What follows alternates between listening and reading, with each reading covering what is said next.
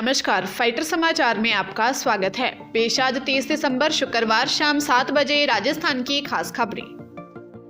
Senior teacher भर्ती परीक्षा के पेपर लीक को लेकर अब राज्यपाल कलराज मिश्र ने तलख तेवर दिखाए हैं।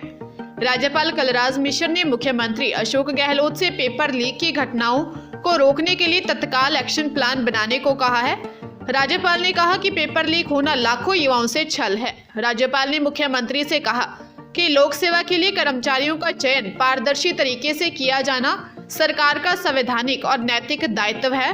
राज्य सरकार स्तर पर इस बारे में तत्काल उचित एक्शन प्लान बनाकर उसका कठोरता से पालन करना होगा।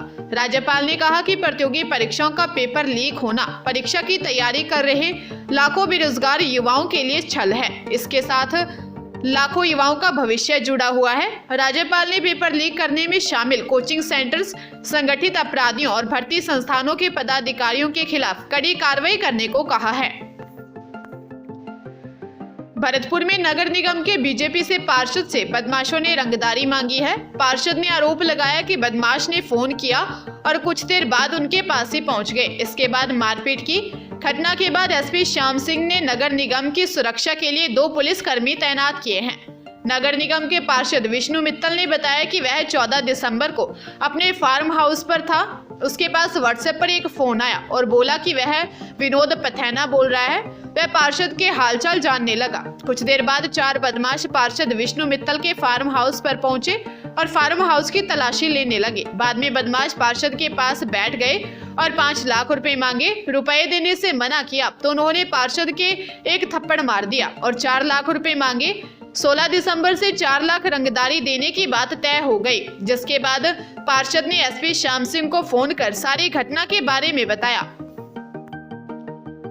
साल के आखिरी शनिवार यानी कल 52 आईएएस अफसरों के प्रमोशन की सौगात मिलने जा रही है। इसमें 6 प्रमुख सचिव एसीएस बनेंगे। प्रमुख सचिव और विशिष्ट सचिव स्तर पर अधिकारियों को प्रमोशन मिलेंगे। बड़े प्रमोशन की वजह से ब्यूरोक्रेसी में बड़ा बदलाव भी संभव है। वैसे भी साल के पहले महीने में मौजूदा सरकार के कार्यकाल का आखिरी बजट सत्र होगा। ऐसे में सरकार बजट में की गई घोषणाओं एवं स्कीम्स को जल्द से जल्द धरातल पर लाने और उनके नतीजों की कोशिश करेगी, ताकि इसका फायदा अगले साल प्रस्तावित विधानसभा चुनावों में मिल सके। इस लिहाज से एसीएस प्रमुख एवं सचिव स्तर के अधिकारियों के साथ कलेक्टर, एसपी के साथ साथ आरएएस, आरपीएस अधिकारियों में भी बड़े स्तर पर बदलाव किया जा सकता है। अब यह बदलाव बजट सत्र से पहले होंगे या बाद में, इसको लेकर कवायद चल रही है। हरियाणा स्पोर्ट्स यूनिवर्सिटी के कुलपति कपिल देव नहीं होंगे। सीएम मनोहर लाल ने गृह और स्वास्थ्य मंत्री अनिल विज की मांग को ठुकरा दिया है। सीएम ने रिटायर्ड आरपीएस सुरजीत सिंह देसवाल को यह जिम्मेदारी दे दी है। 2019 में खेल मंत्री रहते हुए अनिल विज ने पूर्व क्रिकेटर कपिल देव को यूनिवर्सिटी का वीसी बनाए जाने की घोषणा की थी। इससे पहले बॉन्ड पॉलिसी लागू करने को 1 साल टालने की स्वास्थ्य मंत्री अनिल विज की मांग भी सीएम ने नहीं मानी थी। पूर्व आईपीएस सुरजीत देसवाल राष्ट्रीय सुरक्षा गार्ड के महानिदेशक रह चुके हैं। हरियाणा के खेल मंत्री और पूर्व ओलंपियन संदीप सिंह विवादों में घिर गए हैं। हरियाणा में खेल विभाग की जूनियर महिला कोच ने आरोप लगाए हैं कि खेल मंत्री ने अपने सरकारी आवास में बुलाकर उसे छेड़छाड़ की। महिला कोच ने यह भी कहा कि इससे पहले और भी महिला खिलाड़ियों के साथ खेल मंत्री गलत काम कर चुके हैं। विवाद उठने के बाद खेल मंत्री ने दावा किया कि उनके खिलाफ षड्यंत्र रचा जा रहा है। महिला कोच ने बताया कि खेल मंत्री संदीप सिंह ने उसे इंस्टाग्राम के जरिए कांटेक्ट किया, वैनिश मोड पर बात की, जिससे 24 घंटे बाद मैसेज डिलीट हो गया। उसने बताया कि खेल मंत्री ने उसके साथ स्नैपचैट पर बात करने को कहा। फिर मुझे चंडीगढ़ सेक्टर 7 लेक साइड मिलने के लिए बुलाया। मैं नहीं गई तो वे इसे इंस्टा पर ब्लॉक और अनब्लॉक करते रहे। फिर उसे एक डॉक्यूमेंट के बहाने घर बुलाया, जहां मंत्री ने उसके साथ छेड़छाड़ की। इंजीनियरिंग प्रवेश परीक्षा जेईई मेन की आवेदन प्रक्रिया चल रही है। अब तक करीब 4,15,000 स्टूडेंट आवेदन कर चुके हैं। आवेदन की लास्ट डेट 12 जनवरी है। परीक्षा 24 से 31 जनवरी के बीच 14 शिफ्ट में होगी। इस साल परीक्षा के लिए हो रहे आवेदन कम हो रहे हैं। अब इस परीक्षा में शामिल होने वाले संभावित स्टूडेंट्स से आधे स्टूडेंट्स ने भी आवेदन नहीं किए हैं। इसकी बड़ी वजह बोर्ड पात्रता के असमंजस के रूप में सामने आ रही है। स्टूडेंट्स 75% बोर्ड प्राप्तांक के आधार पर ही NIT, IIT में प्रवेश को लेकर परेशान हैं। इस आधार पर JEE मेन के लिए आवेदन करने के बारे में विचार कर रहे हैं। बीकानेर रेंज IG ओम प्रकाश ने बीकानेर जिले में पुलिस लाइन सभागार में पुलिस अधिकारियों की क्राइम बैठक ली। बैठक में IG ओम प्रकाश ने बताया कि बीकानेर संभाग के चूरू, हनुमानगढ़, श्रीगंगानगर और बीकानेर में गैंगस्टरों पर नकेल कसने के लिए ऑपरेशन हंटर शुरू किया गया है, जिसके लिए सभी जिलों में टीम बना दी गई है। टीम में काम करने वाले पुलिस अधिकारी गैंगस्टर की पूरी कुंडली तैयार करेंगे, जिसमें गैंगस्टर को फाइनेंशियल और अन्य संरक्षण देने वालों की भी लिस्ट तैयार की जा रही है।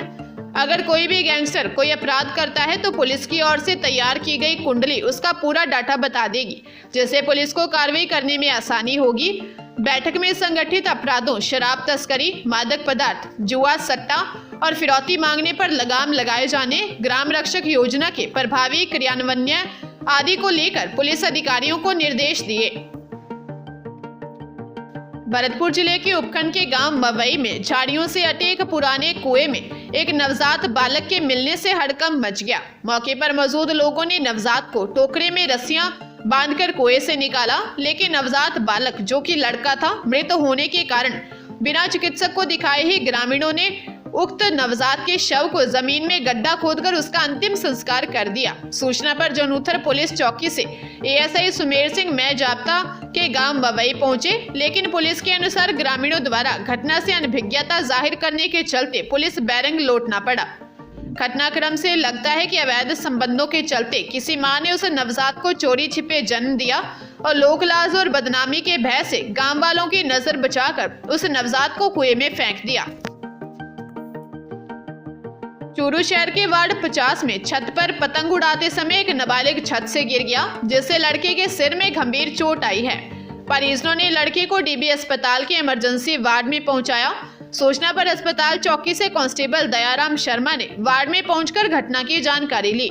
वार्ड 50 निवासी आनंद कुमार ने बताया कि उसका 13 वर्षीय बेटा गौरव घर की छत पर पतंग उड़ा रहा था। इसी दौरान वह छत की दीवार से गिर गया, जिससे उसके सिर में गंभीर चोट आई, जिसके बाद उसे गंभीर हालत में अस्पताल में भर्ती करवाया गया है। फिलहाल लड़के का अस्पताल में इलाज जारी है।